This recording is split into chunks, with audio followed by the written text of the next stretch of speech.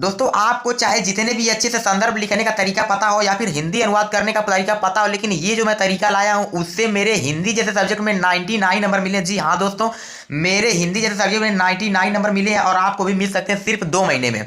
अब मैं बताने वाला हूँ कि आपको पेपर में कैसे लिखना है। तो ये मैं बात कर रहा हूँ संस्कृत खंड की, जो आपके किताब के पीछे दिया है, वो भी हिंदी वाली किताब में। और आपको कैसे लिखना है पेपर में, संदर्भ से लेकर व्याख्या तक मैं सब कुछ बताने वाला हूँ। अगर आपको चाहे जितने भी अच्छे से क्यों ना आता हो, अगर आप पेपर में अच्छे से नहीं लिख पाएंगे तो आपके पूरे में पूरे नंबर नहीं मिलेंगे और आपका जो सपना है 95% प्लस का, वो कभी भी पूरा नहीं हो पाएगा। सो आज की इस वीडियो में वही देखने वाले हैं कि कैसे हर एक चीज़ को प्रेजेंटेशन करना है बहुत अच्छे से, ताकि अगर एग्जामिनर का दिल कठोर भी हो तो भी आपको पिघल जाएगा, आपकी राइटिंग को देखकर पिघल जाएगा, आपके प्रेजेंटेशन करने के तरीके को देखकर पिघल जाएगा और आपको इस चीज़ में पूरे 5 में 5 नंबर देने वाला है। क्योंकि इस चीज़ से आपको 5 में 5 नंबर मिलने वाले हैं संदर्भ प्लस हिंदी अनुवाद करने के। आपको टोटल इससे 10 नंबर मिलने वाले हैं, क्योंकि 5 नंबर आपको मिलते हैं जो गद्य के आते हैं और जो 5 नंबर आपके मिलते हैं वो पद्यांश से आते हैं, यानी कि पद्य से आते हैं। ठीक है, तो आपको 10 नंबर बिल्कुल भी नहीं गंवाना है, इसलिए आज इस वीडियो को आप पूरा देखिएगा। उम्मीद करूंगा कि आपको ये वीडियो जरूर पसंद आएगी। लेकिन अभी तक मैंने हर एक चीज़ को कमेंट के अनुसार मैंने हर एक चीज़ को प्रेजेंटेशन करने का तरीका बता दिया है। हिंदी अनुवाद से लेकर के यहाँ तक कि आपको जीवन परिचय कैसे लिखना है मैंने वो भी बता दिया है। सो अगर आपने अभी तक हमारे चैनल को सब्सक्राइब नहीं किया है तो कर लीजिए, क्योंकि अगले 60 दिनों में हम सब 95% प्लस का वादा लेकर चल रहे हैं और ये कंफर्म है कि आप लोग 95% प्लस जरूर लाएंगे अगर आपने हमारी हर एक वीडियो को सेपरेट बाय सेपरेट फॉलो किया तो।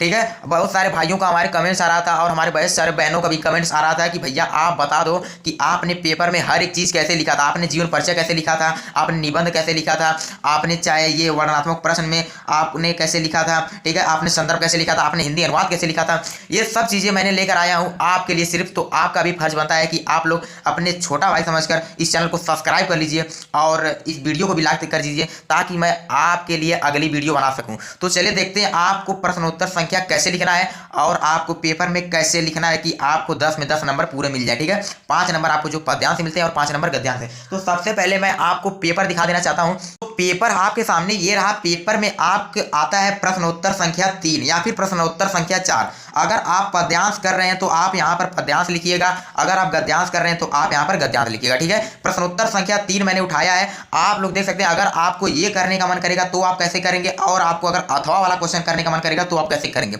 आपको इन दोनों में से सिर्फ एक ही करना है, आपको दोनों प्रश्न नहीं करने। ठीक है, आपको जो 2 नंबर मिलते हैं वो संदर्भ लिखने के लिए मिलते हैं, इसलिए आप लोग संदर्भ को बहुत अच्छे तरीके से लिखिएगा ताकि आपको 2 में 2 नंबर पूरे मिल सके। और आप लोगों को व्याख्या करने के लिए टोटल 3 नंबर मिल जाते हैं, इसलिए आप लोग व्याख्या को भी बहुत अच्छे से लिखिएगा। आज इस वीडियो में वही बताने वाला हूं, अगर आपको पेपर में व्याख्या न आए तो भी आपको कैसे लिखना है।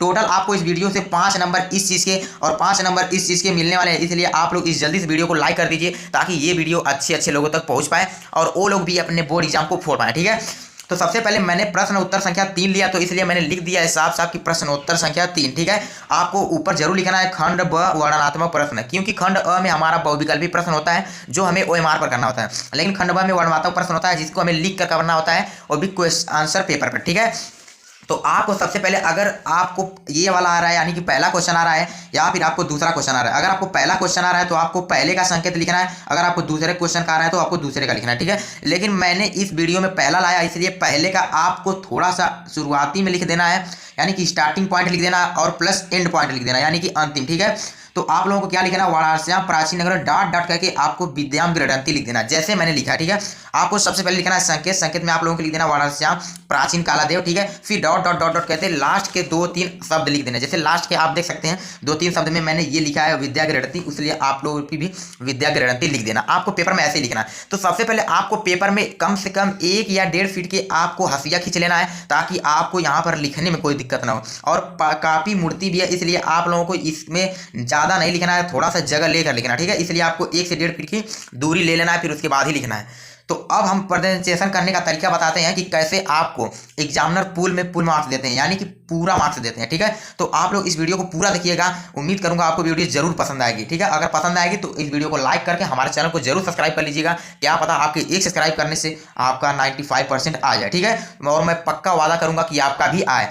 तो आपको संकेत में सबसे पहले ये लिख देना है। ठीक है, फिर आपको इसी चीज़ का संदर्भ लिखना है जिसके आपके टोटल 2 मार्क्स बनने वाले। ठीक है, आपको देखिए यहाँ पे क्या क्या है, संदर्भ सहित हिंदी अनुवाद करना है। संदर्भ के आपके मिलते हैं टोटल 2 नंबर। तो आपको संदर्भ कैसे लिखना है, संदर्भ लिखने के लिए आपको क्या करना है, सबसे पहले लिखना है प्रस्तुत संस्कृत गद्यांश, क्योंकि ये गद्यांश था इसलिए आप लोग को गद्यांश निकला है। लेकिन अगर यहीं पे पद्यांश की बात करें तो चौथा नंबर क्वेश्चन पद्यांश है, तो आपको यहाँ पर पद्यांश लिख देना। लेकिन यहाँ पे ये गद्यांश कहा था तो आप लोगों को गद्यांश ये लिखना है। यहाँ पर देख सकते हैं आप लोग गद्यांश कहा था, ठीक है, तो हम लोग गद्यांश लिखेंगे। तो प्रस्तुत संस्कृत गद्यांश, क्योंकि ये संस्कृत में तो इसलिए संस्कृत गद्यांश लिखेंगे, ठीक है। हमारी पाठ्य पुस्तक हिंदी, अब देखिए ये हिंदी के पीछे दिया इसलिए हमारी पाठ्य पुस्तक हिंदी की बात करेंगे। पाठ्य पुस्तक हिंदी के संस्कृत खंड, क्योंकि ये संस्कृत में खंड में दिया है इसलिए संस्कृत खंड में बात करेंगे, ठीक है। में संकलित वाराणसी नामक पाठ से लिया गया। देखिए इसके लेखक का नाम नहीं लिखना होता है क्योंकि लेखक से इससे कोई लेन देन नहीं है, इसका सिर्फ ये लिखना है पाठ का नाम। आपको पाठ का नाम आना चाहिए, इसलिए आपको 2 नंबर पक्का हो जाएंगे। आपको सिर्फ पाठ का नाम याद करना है और 2 नंबर आपके यहीं से पक्के हो जाएंगे।